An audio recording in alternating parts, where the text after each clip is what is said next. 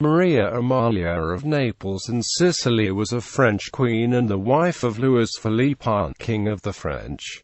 Early years. Maria Amalia was born on the 26th of April 1782 at the Caserta Palace just outside Naples. She was the seventh of 9 children of Ferdinand I of the two Sicilies and Maria Carolina of Austria. As a young Italian princess, she was educated in the Catholic tradition, which she appears to have taken to heart. Maria Carolina, like her mother, Maria Theresa, made an effort to be a part of her daughter's life, though she was cared for daily by her governess, Vincenza Rizzi. As a child, Maria Amalia's mother and her aunt, Marie Antoinette, arranged for her engagement to Marie Antoinette's son, Louis Joseph, Dauphin of France, the future King of France. Her young fiancé died in 1789. Maria Amelia faced chaos and upheaval from a young age. The death of her aunt Marie Antoinette during the French Revolution and her mother's subsequent dramatic actions emblazoned the event in her memory. During the outbreak of the French Revolution in 1789, the Neapolitan court was not hostile to the movement. When the French monarchy was abolished and her aunt Marie Antoinette and uncle Louis XVI were executed, Maria Amelia's parents joined the First Coalition against France in 1793. Although peace was made with France in 1796, by 1798 conflict again erupted and the royal family fled to the Kingdom of Sicily, leaving Naples on the 21st of December 1798 aboard the HMS Vanguard, a British Royal Navy vessel protected by 2 Neapolitan warships.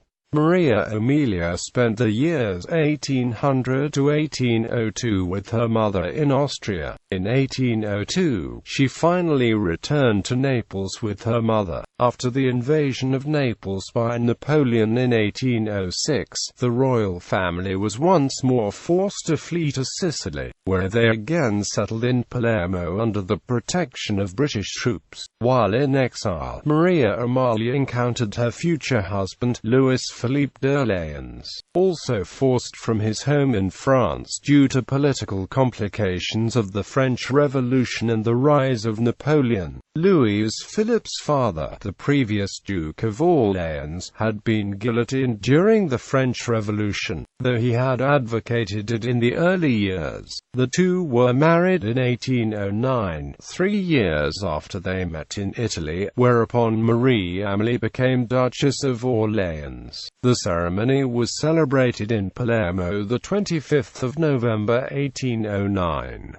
The marriage was considered controversial, because she was the niece of Marie Antoinette, while he was the son of a man who was considered to have played a part in the execution of her aunt. Her mother was skeptical to the match for the same reason, but she had given her consent after he had convinced her that he was determined to compensate for the mistakes of his father, and after having agreed to answer all her questions regarding his father, Duchess of Orléans. During the first years of her marriage, Marie Amélie and Louis Philippe lived under British protection in Palermo, in a palace given to them by her father, the Palazzo Orléans. Marie Amélie went to France with her new husband in 1814, where she attempted to make a home with her growing family. But with Napoleon's brief return, she was forced to flee yet again. Prior to her husband's rise to power, Maria Amalia and her husband had to cope with a persistent money problem due to the fact that they had no income aside from that which they were given by the English crown.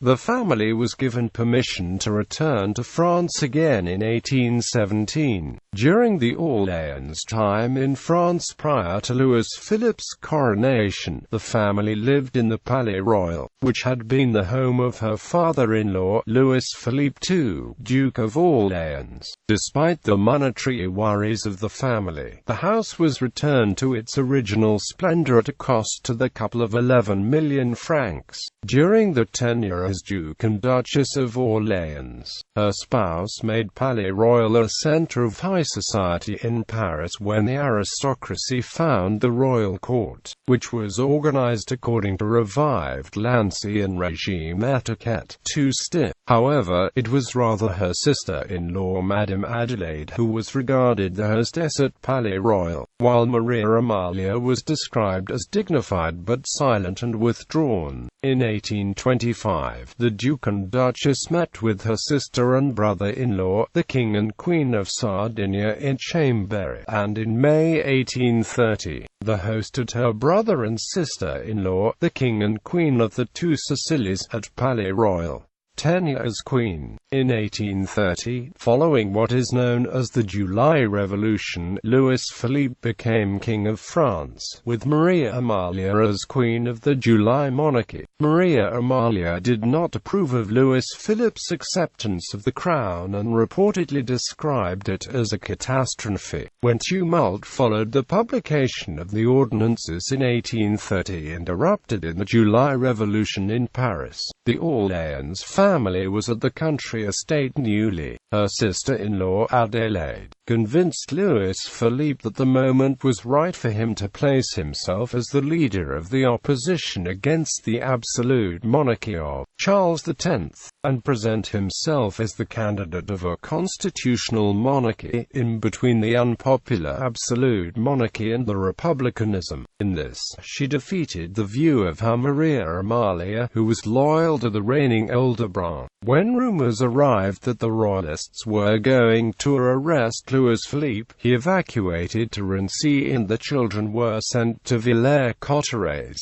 But Adelaide and Maria Amalia remained at Neuilly. When a delegation reached Neuilly and offered Louis Philippe the crown, Maria Amalia refused the offer on behalf of herself and her spouse, reproaching Ary Scheffer and Adolphe Thiers for insulting them by having made it. Adelaide, however, accepted it with the argument that her brother would do anything to prevent the country he loved from anarchy. Thiers accepted the answer of Adelaide rather than the one from Maria Amalia with the words, "Madam, you have given the crown to your family." After this, several other visits followed from people asking Louis Philippe to accept the crown. To all, Maria Amalia answered that Louis Philippe was an honest man and thus could not do it, while Adelaide contradicted her by stating that the offer should be made to Louis Philippe by the Chamber of Deputies, and if he should hesitate, she would herself go to Paris and accept the crown for him. Soon after, the Chamber of Deputies called Louis Philippe to Paris to formally present him their offer. It has been estimated that he accepted the crown largely because of Adelaide. When the news arrived that Louis Philippe had accepted the crown, Maria Amalia reportedly cried and sobbed, "What a catastrophe! They will call my husband an usurper." Quote, she refused to return to Paris with her children in an open state carriage, as this would give an impression of triumph. When she did arrive to the Palais Royal, which was at the time wide open to the public, it was noticed that she looked as if she had been crying, which attracted attention. She and her sister-in-law visited those who had been wounded during the revolution and supported them financially. Maria Amalia was to say that she could see no advantages of the crown, only the destruction of a peaceful family life and an insecurity for the lives of her family. However, she concluded, as God has given them the crown, they must do the best of the matter, since by God's will this crown of thorns has been placed upon our heads, we must accept it and the duties it entails.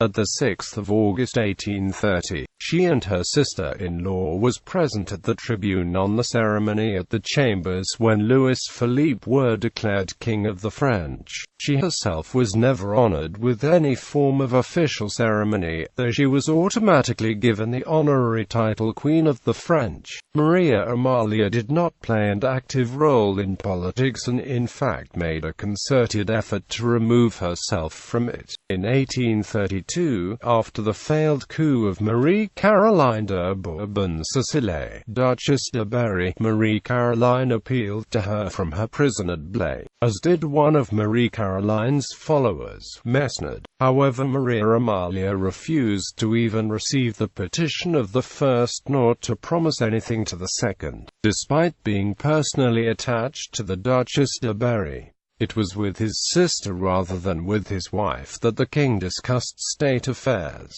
As queen, Maria Amalia became foremost known for her simple personal lifestyle and her charity. For political reasons, King Louis Philippe did not wish to have any representation at court life of the more elaborate kind, but rather wished to give the impression of his family living a life of the burgher class, and during her tenure as queen, the royal court was relatively subdued to its outward appearance. The court etiquette at the Tuileries was therefore simplified, and the royal family lived a life which was to be modelled after the ideal life of a wealthy burgher-class family of the time. With few state occasions, though they did regularly host smaller gala dinners for the representatives of the people, this domestic life did suit Maria Amalia, who was already devoted to this lifestyle. The Queen's daily routine centered around family dinners, religious duties and charitable work. She kept a strict guard over her daughters and later her daughters-in-law, sewing with them in the drawing room when she was not occupied with her charitable work.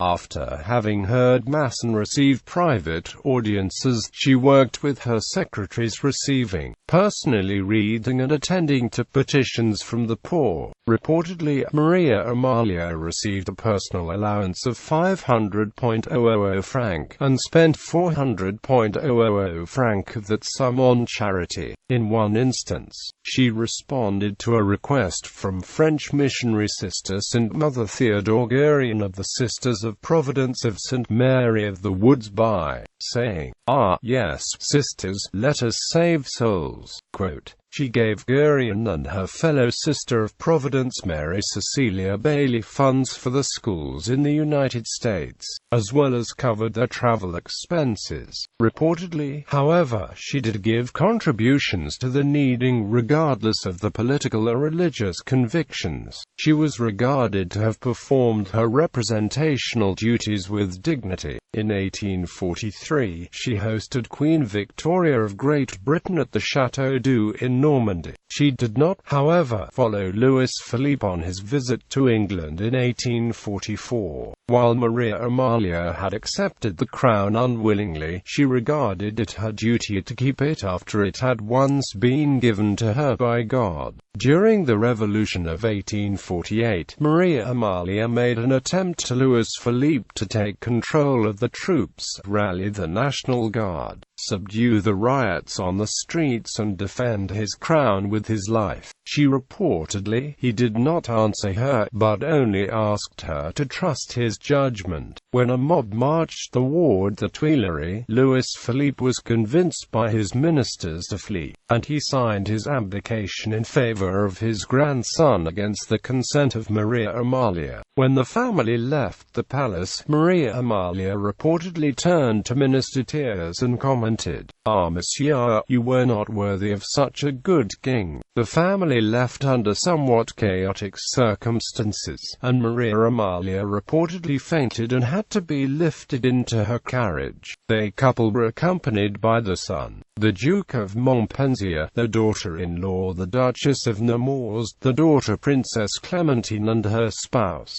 as well as 6 her children. Their eldest son's widow, the Duchess of Orleans, and her sons were left at the palace in the company of the son, the Duke of Nemours, to fight for the right to the crown of the grandson, the Count of Paris.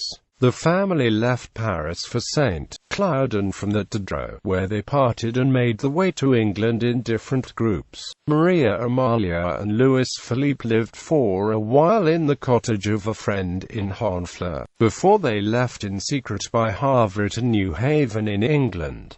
exile and death. In England, Louis Philippe and Maria Amalia were well received by Queen Victoria, who let them live in Claremont House for life. As the French state had decided not to confiscate the property, they did not have money problems. Louis Philippe died 2 years later. After the death of her husband, Maria Amalia continued to live in England, where she attended daily mass and was well known to Queen Victoria. She spent her remaining years living a private family life, and was joined by most of her children with the exception of the Duke of Montpensier. Maria Amalia regarded the elder branch of the Bourbon to have superior right to the French throne, and she supported her son the Duke of Nemours when he reconciled with the head of the elder Bourbon line, Henry, Count of Chambord, on behalf of the Orleans line. At her death, she also asked to be called Duchesses of Orleans on her gravestone rather than Queen of the French. Maria Amalia died on the 24th of March 1866, aged 83. After her death, the dress she had kept since 1848 when her husband had left France was put on her, according to her last wishes. Issue Ancestry. Bibliography. This article incorporates text from a publication now in the public domain. Chisholm, Hugh, ed. Marie-Amélie Thérèse. Encyclopædia Britannica. Cambridge University Press.